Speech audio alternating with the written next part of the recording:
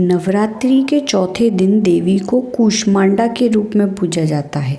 अपनी मंद हल्की हंसी के द्वारा ब्रह्मांड को उत्पन्न करने के कारण इन देवी को कूष्मांडा के नाम से बुलाया जाता है।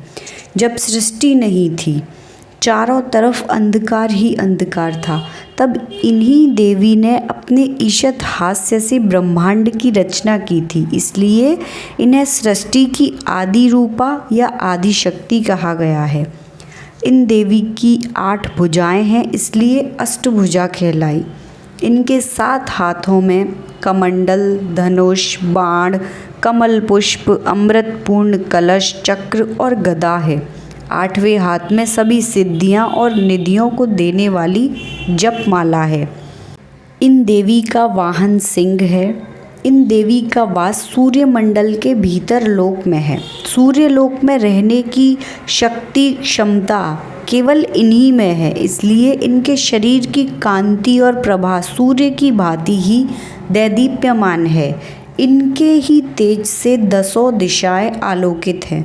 ब्रह्मांड की सभी वस्तुएं और प्राणियों में इन्हीं का तेज व्याप्त है। अचंचल और पवित्र मन से नवरात्रि के चौथे दिन इन देवी की पूजा आराधना करनी चाहिए। इससे भक्तों के रोगों और शोकों का नाश होता है तथा उसे आयु, यश, बल और आरोग्य प्राप्त होता है।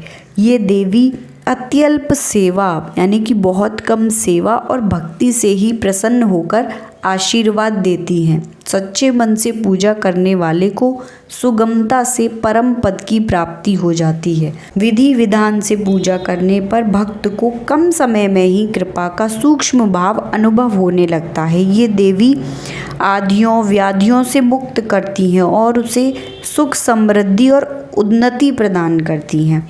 इन देवी की उपासना में भक्तों को सदैव तत्पर रहना चाहिए।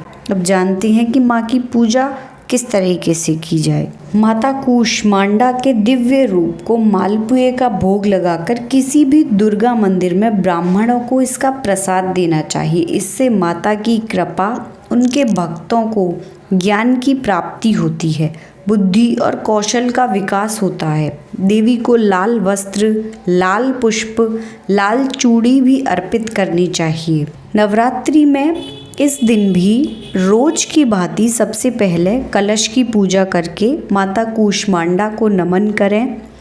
इस दिन पूजा में बैठने के लिए हरे रंग के आसन का उपयोग करना बेहतर होता है। माँ कूष्मांडा को इस निवेदन के साथ जल और पुष्प अर्पित करें कि उनके आशीर्वाद से आपका और आपके स्वजनों का स्वास्थ्य अच्छा रहे। अगर आपके घर में कोई लंबे समय से बीमार है तो इस दिन माँ से खास निवेदन करके उनके अच्छे स्वास्थ्य की कामना करनी चाहिए। देवी को पूरे मन से फूल, धूप, गंध, भोग चढ़ाएं।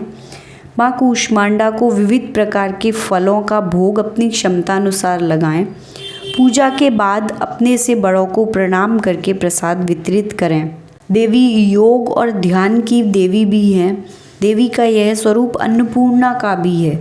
उदराग्नि को शांत करती हैं, इसलिए देवी का मानसिक जाप करें। देवी कूष्मांडा की उपासना इस मंत्र के उच्चारण से भी की जा सकती है। कूष्मांडा ऐं ह्रीं देव्यै नमः।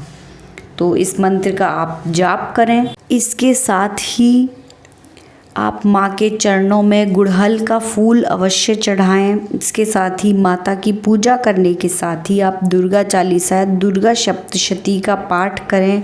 उसके साथ स्तुति मंत्र और आरती जरूर पढ़ लें। ये कहा जाता है कि यदि कोई लंबे समय से बीमार है तो माँ कूष्मांडा की विधि विधान से की गई पूजा उस व्यक्ति को अच्छी सेहत प्रदान करती है। इस तरीके से आप पूरे भाव से और निर्मल मन से माँ की पूजा अर्चना करें, उनका जप करें, ध्यान करें और माँ को प्रसन्न कर उनका आशीर्वाद प्राप्त करें।